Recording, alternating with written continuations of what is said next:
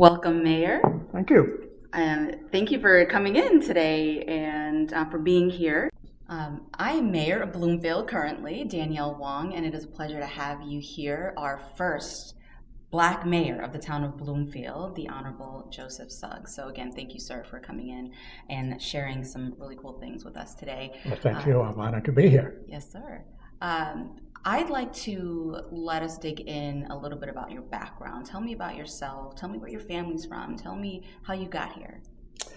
Well, I was born in Hartford. My family, mother and father, moved to Coventry, Connecticut, I think when I was about 2 years old. As you may know, Coventry is a little different than Bloomfield. It's rather rural in the eastern end of Connecticut, so different kind of life.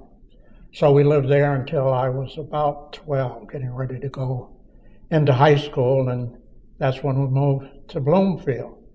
My mother's family lived in Hartford, and she wanted to be closer to her family and around a support system because she was taking care of my sister. So we moved to Bloomfield, I think, in 1952. So I've been here pretty much all of that time, with the exception of a short stint in the military. I have 3 children, all of whom went to Bloomfield schools, did very well, got into the college of their choice, and are doing very well. 6 grandchildren, 2 great-grandchildren. Oh my goodness. Amazing. Wow, what a story. You know, no one really is born with dreams of being a mayor, or the first Black mayor for that matter, of a town that they live in. It certainly wasn't my path that I thought that was going to be designated for myself. Tell me about your dreams and aspirations prior to being mayor. How did we get here? It's an interesting story, I think. When I moved to Bloomfield, we bought a house on West Eggleston Street. I was not involved in politics at all. My wife, on the other hand, was very involved in politics and was vice chairperson of the Democratic Party. I voted, of course. I had to vote, but I didn't get involved in public service. One term for the local elections arrived, and the whole slate of candidates were filled out, with the exception of one alternate spot on the Town Plan and Zoning Commission. And it was too late to convene a committee and interview candidates. So the chairperson had to select someone to fill this vacancy. And so my wife came to me and said, I know you don't want to get involved in politics, but would you please just let us put your name on the ballot, and you'll learn about planning and zoning. And that was actually my start in public service in Bloomfield. Wow. And so that is so interesting. A lot of times the people around us and our decisions and helpful comments around just shape who we are. How did your wife or your children, your family life, your religion shape who you are today in making that decision to run for alternate town planning and zoning member? Well, obviously, as you well know, public service takes an awful lot of time, a lot of effort, and a lot of energy.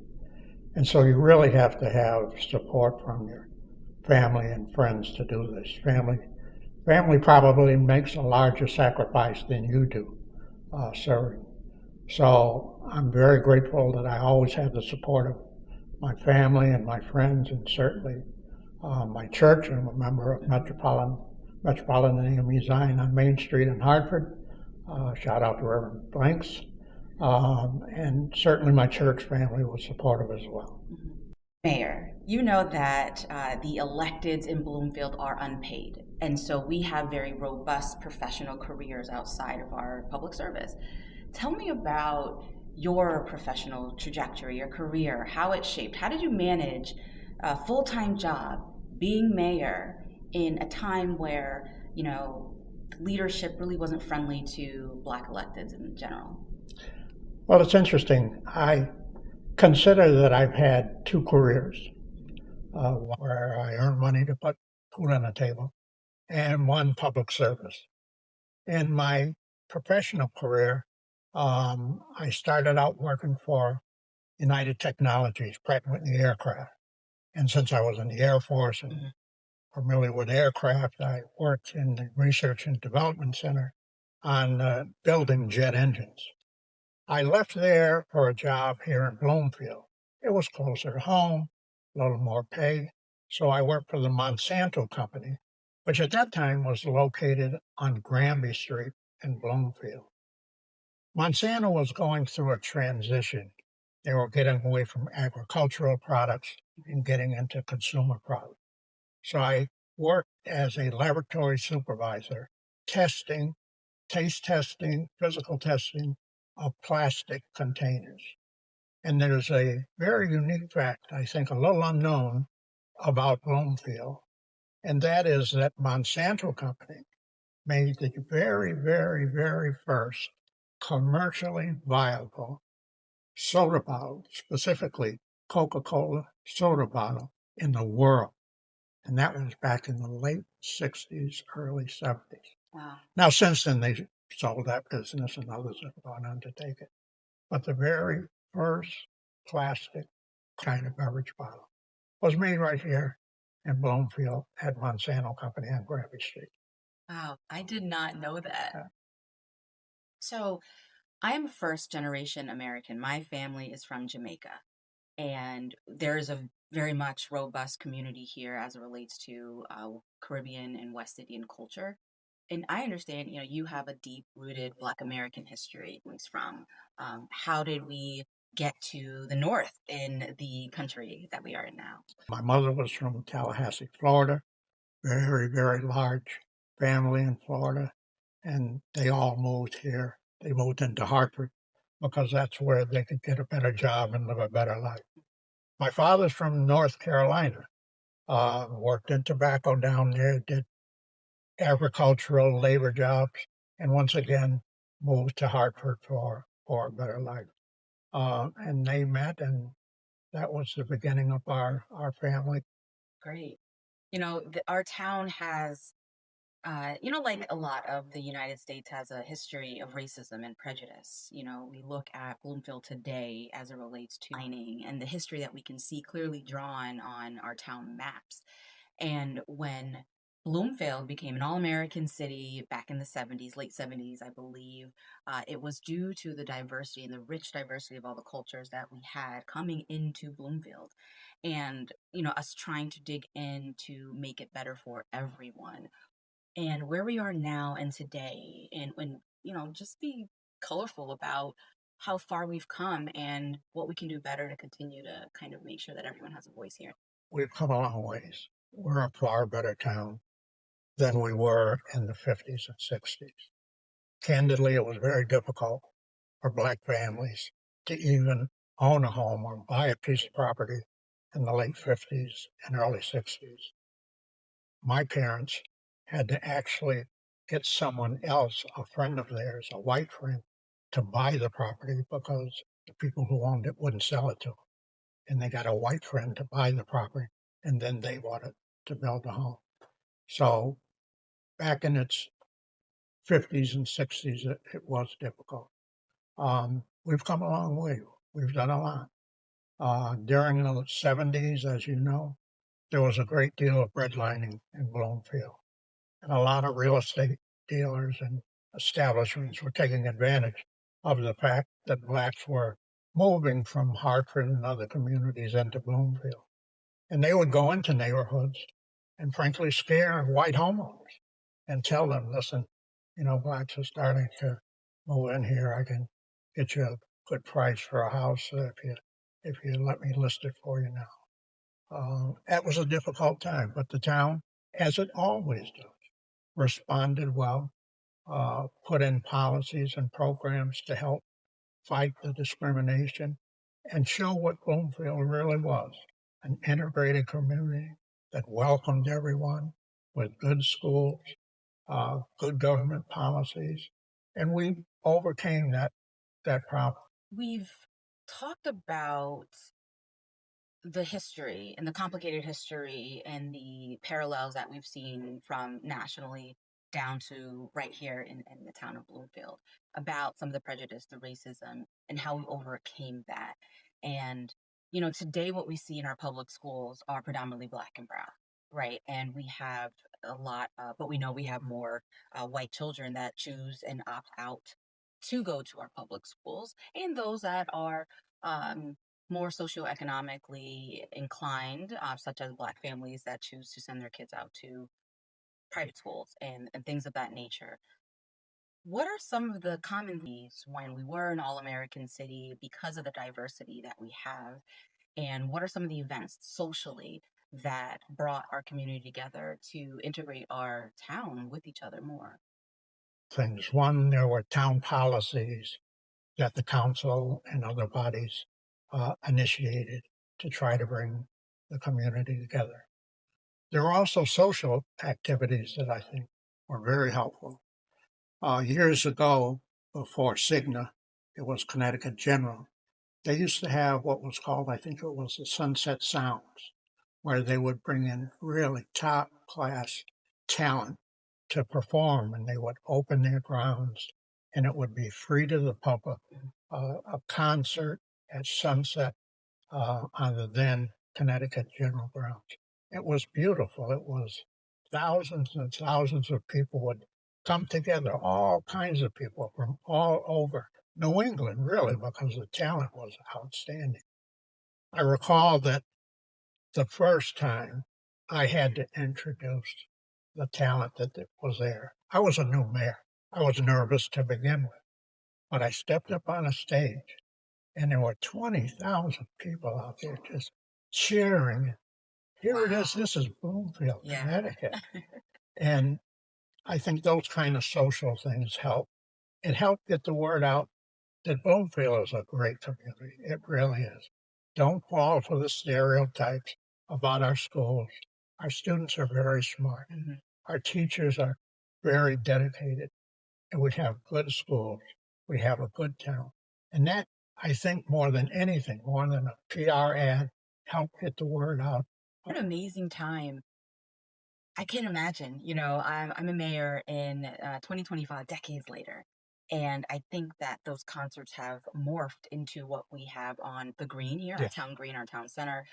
We see a lot of residents, enjoying that and looking forward all year round to attend these entertainment opportunities, to socialize with each other. And we have a lot of people that come in. And I love that. I'd love for 20,000 people to be to congregate in the green Well, and just that'd be amazing. I don't know whether we'll ever get back to Yeah. those kind. I would love that Yeah. because it's something similar to the jazz and Hartford and Yeah. Bush. Yeah. It brings people on a personal level closer together, one on one. They Yeah. meet people from Hartford, Bloomfield, Farmington, Yeah. Avon, from the entire region. And they're in this community, Mhm. Bloomfield. And I think that does as much to enlighten people about what Bloomfield is like and what life is about in Bloomfield, as much as any policy that the Mhm. Yeah. council might put forward Yeah. to help. So just curious, Mayor, you have paved the way for me and leaders far beyond us to be able to serve the town in our capacity. What what is your advice to younger leaders? What is your for leaders to do and operate and to further our town more in the state of Connecticut? Well, you've done a terrific job, and the members on the council really have done a great job. I guess my sense is Bloomfield is finally on a good, solid footing with a good vision and a good plan for where we're going. But I guess I would ask and encourage young people, number one, to get involved. Mhm. It's your community. It's easy to get involved. It takes a lot of hard work and a lot of time.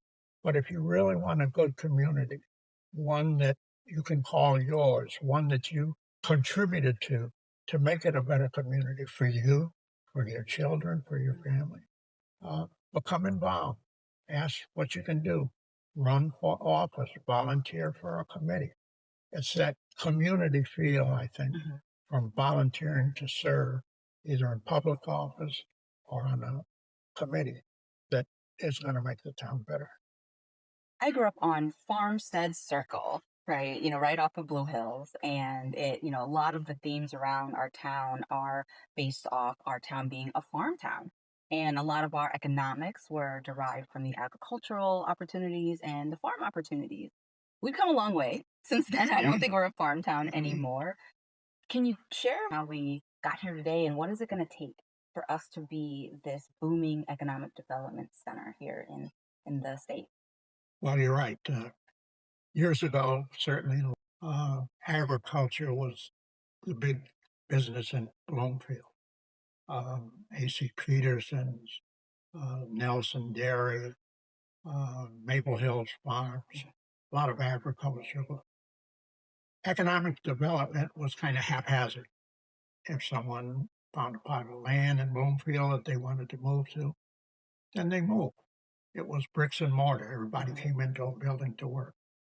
Today, I think economic development it needs a much more sophisticated approach. Companies can be anywhere. They can be digital. They don't need a big office. And so what's more important now than back then is what is the community about? Companies want to be in a community where they can count on stable tax bases, good education. They want to have the children there, good infrastructure, roads, sidewalks.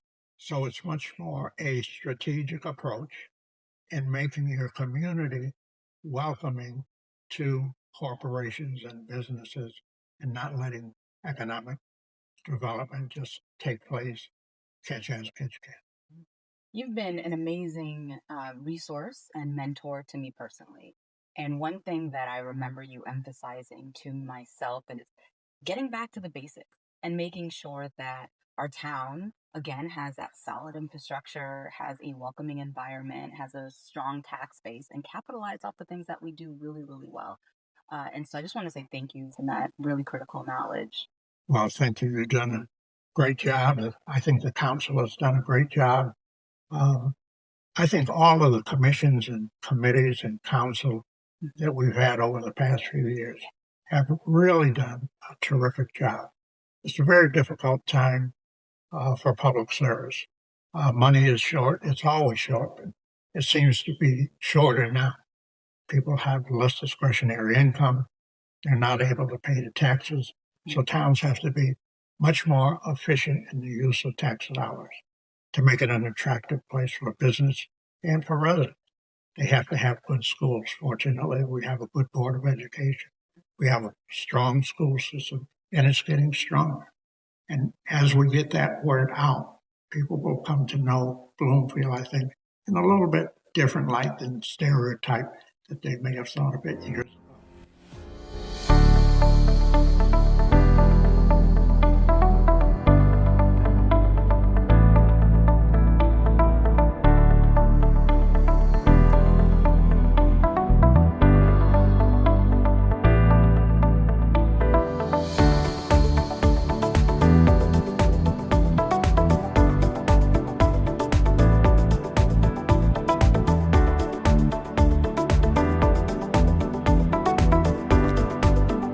So, thank you for your time.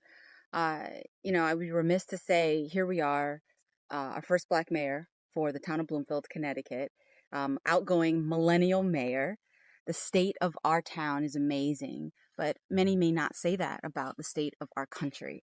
And so, what is your advice here locally? I think we both share that belief. All politics are local, and we want to impact our neighbors right here on the ground, our family, our friends, our kids, and generations to come. And so, what happens now?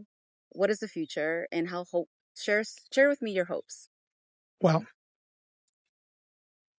I guess I would hope that the nation in general, and certainly this current administration, would model Bloomfield. Take a look at Bloomfield. If you think multicultural democracy doesn't work, look at Bloomfield. If you think stereotyping a community because there happens to be a large population of blacks or Asians or whatever, look at Bloomfield. Bloomfield, frankly, could be a model for this nation. People of all races, all ethnic backgrounds, all incomes come together. Do we have issues now and then? Obviously, We do. The difference is we come together to overcome, just as we came together to overcome the redlining and blockbusting. And that's what they should look to. Where is it that we could find a place where anyone can live, send their children to school, enjoy the amenities of the community, enjoy the economic development? Look to Bloomfield. It's a hidden gem. Thank you, Mayor. Thank you. You.